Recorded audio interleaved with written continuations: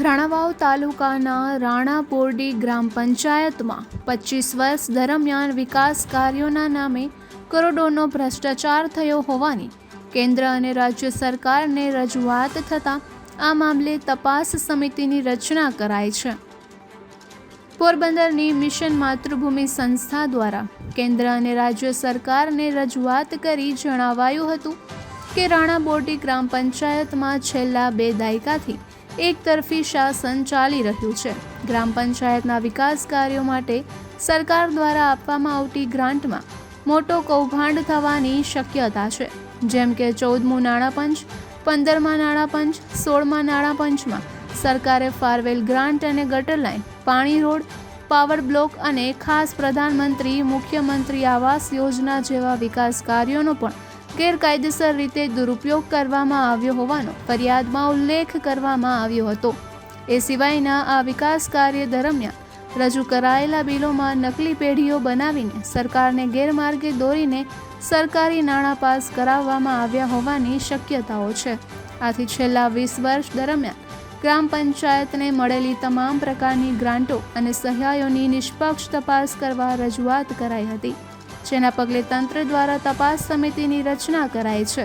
જે સમિતિમાં H.K. ત્રિવેદી જિલ્લા ખેતીવાડી અધિકારી, J.G. પટેલ હિસાબી અધિકારી, D.S. ડામોર કાર્યપાલક ઇજનેર, P.B. સિંગરખિયા કાર્યપાલક ઇજનેર બાંધકામ શાખાની નિમણૂક કરી તાત્કાલિક તપાસના આદેશ આપવામાં આવ્યા છે।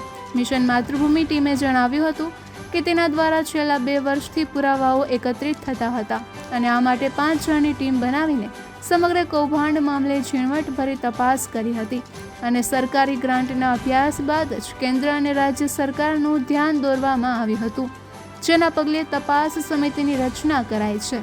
જિલ્લામાં હજુ પણ કેટલીક ગ્રામ પંચાયત એવી છે જ્યાં વર્ષોથી એક હથ્થું શાસન ચાલી રહ્યું છે। આથી આવી પંચાયતોમાં પણ ઊંડાણપૂર્વક તપાસ હાથ ધરવામાં આવે તો ત્યાંથી પણ મસમોટા કૌભાંડ સામે આવી તેવી ચર્ચાઓ ગ્રામ્ય પંથકમાં ચાલી રહી છે। નિપુલ પોપટ, પોરબંદર ટાઈમ્સ। મારું નામ હરીશ રાવત અને છેલ્લા મિશન માતૃભૂમિ સાથે સંકળાયેલો છું અને રાણા બોરડી ગ્રામ પંચાયત મામલાની અંદરમાં 2 વર્ષથી મિશન માતૃભૂમિએ તપાસ ગુપ્તતાને આધારે તપાસ કરી હતી। ત્યાં એકતરફી શાસન છે અને સરપંચ દ્વારા અને એના સાથી મિત્રો અથવા ઘણા બધા એવા વ્યક્તિઓ છે એના ડોક્યુમેન્ટેશન અને એ બધી સબમિટ કરી અને કરોડો રૂપિયાનું કૌભાંડ મામલાની અંદરમાં અમે તપાસ કરી હતી। કેન્દ્ર સરકારની અંદરમાં અમુક ડેટા અમે મંગાવ્યા, ત્યારબાદ સચોટ માહિતી એના આધારે કે કરોડોનું કૌભાંડ કરેલું છે એ મામલે અમે જિલ્લા કલેક્ટર અને કેન્દ્ર સરકાર અને રાજ્ય સરકારને તપાસ એજન્સીઓ પાસે અમે માંગણી મૂકી હતી કે નિષ્પક્ષ અને તટસ્થ તપાસ થાય। જે અનુસંધાને જિલ્લા વિકાસ અધિકારી સાહેબે એસઆઈટીની નિમણૂક કરી, એ બદલ ખૂબ ખૂબ આભાર। સાથે જ આવા સૌથી મોટો પ્રશ્ન એ છે કે આપણે આ જે સરપંચ છે એ ભાજપ પ્રેરિત છે અને ભાજપની સાથે સીધી રીતના સંકળાયેલો છે। ભાજપના નામે અને નરેન્દ્ર મોદીના સાહેબના નામે બહુ મોટું કૌભાંડ કરેલું છે, ચરી ખાધેલું છે। વિકાસ કાર્યોના નામે ખાસ કરીને ગટર, પાણી વ્યવસ્થા વગેરે વગેરે બાબતની અંદરમાં કરોડો રૂપિયાનું કૌભાંડ કરેલું છે।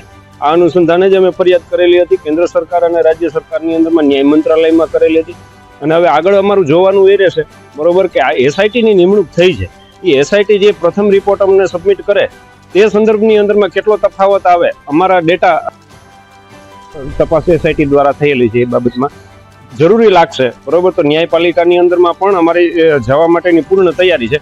પણ આ મામલાની અંદરમાં ખાલી પ્રશ્ન એટલો જ છે કે આ જો મામૂલી ગ્રામ પંચાયતની અંદરમાં એકતરફી શાસનમાં આવડું મોટું કૌભાંડ થતું હોય, બરોબર, તો કેટલી ગ્રામ પંચાયતની અંદરમાં થયું હશે એ ખાલી કલ્પનાની વસ્તુ છે।